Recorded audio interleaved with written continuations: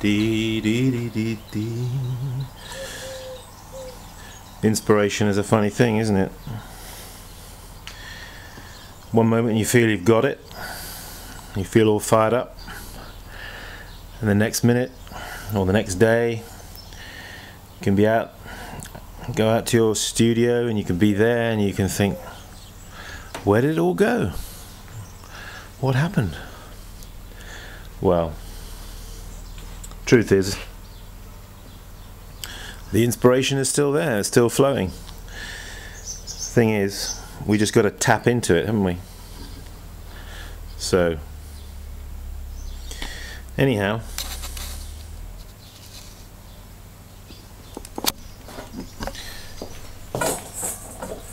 I have days like that.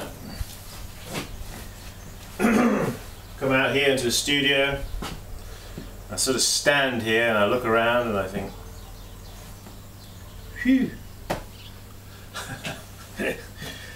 So don't feel all that fired up today somehow.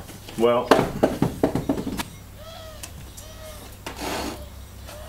the best thing and best way to get over that is just get on with doing something. So maybe I'm having one of those days today, I don't know, but let's go down here where there's something going on down here.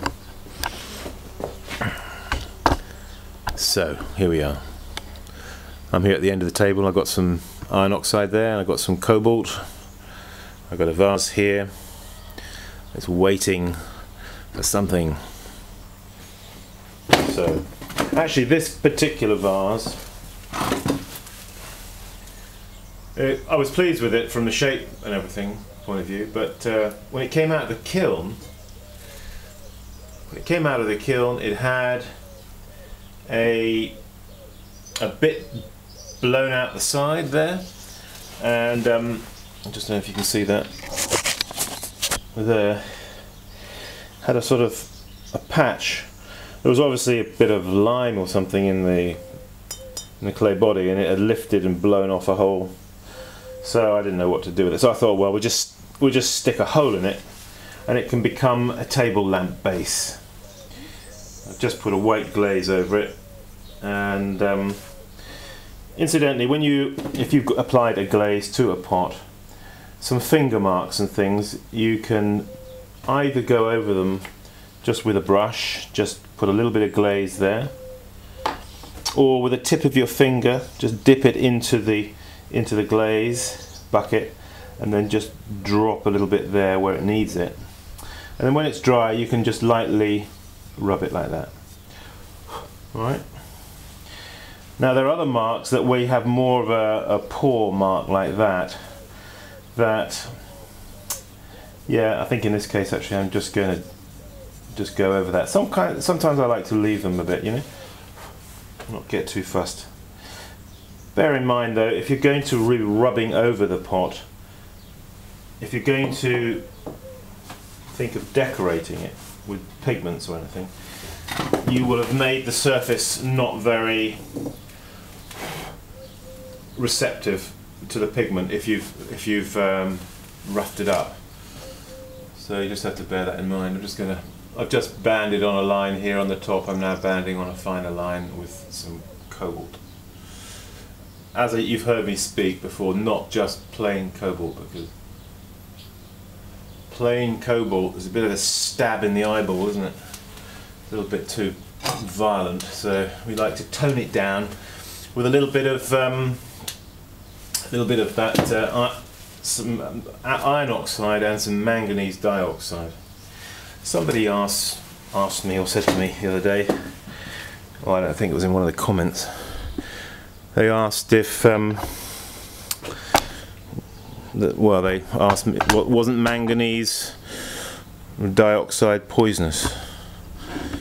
I think actually up at a high temperature, at stoneware temperature, it's all pretty much fused and is okay, but I'm not quite 100% sure on that. Anybody out there knows about manganese dioxide up at stoneware temperature? Can help us out there. Be appreciated. Anyway, now I'm just thinking about this pot and the decoration of it. You see the shape of the pot.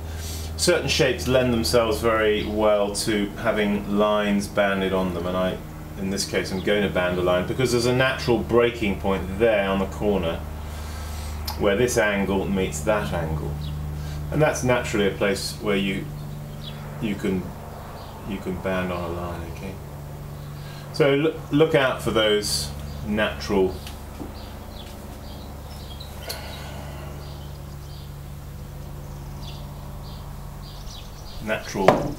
breaking points in the profile of the pot. They can then become, if you feel appropriate, they can become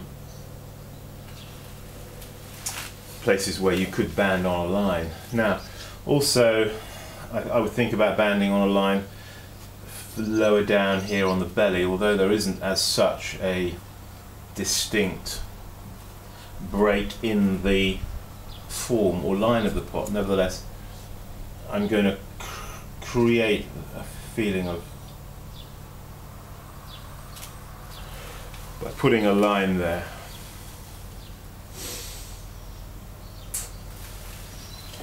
Also, I'm going to add another little line here with the toned down cobalt just a little bit higher up here. Fine line under that one.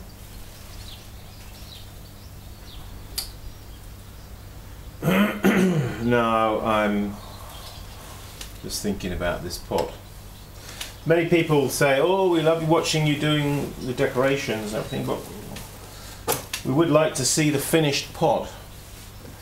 And well, as pots come through the kiln, I'll try to bring them back into the picture and say, oh, remember this was the pot we did back when we did that video clip on the, well, here it is now, it's finished.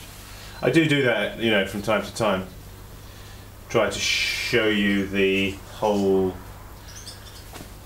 process, as it were.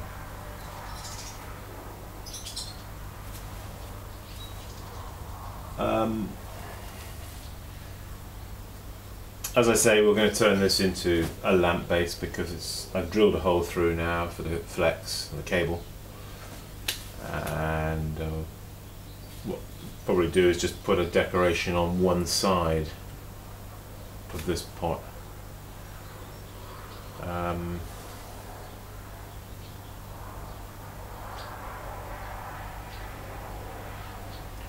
I'm just contemplating what that decoration is going to be at the moment. It doesn't seem to be coming into focus particularly well right now what that decoration is going to be, but when it does, I will put it on. You know, when you're going to do some decorations and stuff, you need to, you know, look at the form of the pot and let the form of the pot speak to you. Okay, there's a language, there's a communication going on here between the pot and yourself.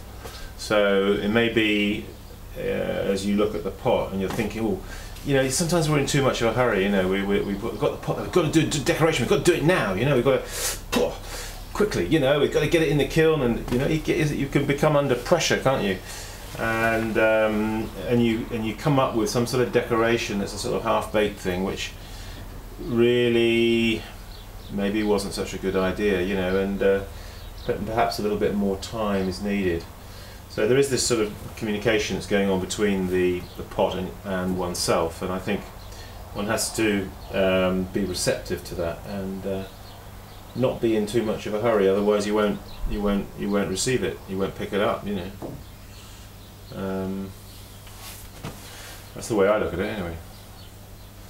So I'm just at that point right now. If I did put a decoration on there right now, just be for the sake of doing it, for the sake of this clip. And then I'll probably think, well, what a waste of a pot, why did I do that? Oh, I should have just waited. So, well, I am going to wait actually, so sorry, there isn't going to be a decoration put on here right now. But, yeah. Okay folks, well, there it is, a little bit on banding, a little bit on inspiration, a little bit on me here. Another day, well, all the best to you, take care, and don't forget, keep practicing, because it's in the practicing of these things that we're going to up our skills and we're going to get better, more fluent. Okay, Simon Leach saying goodbye. See you.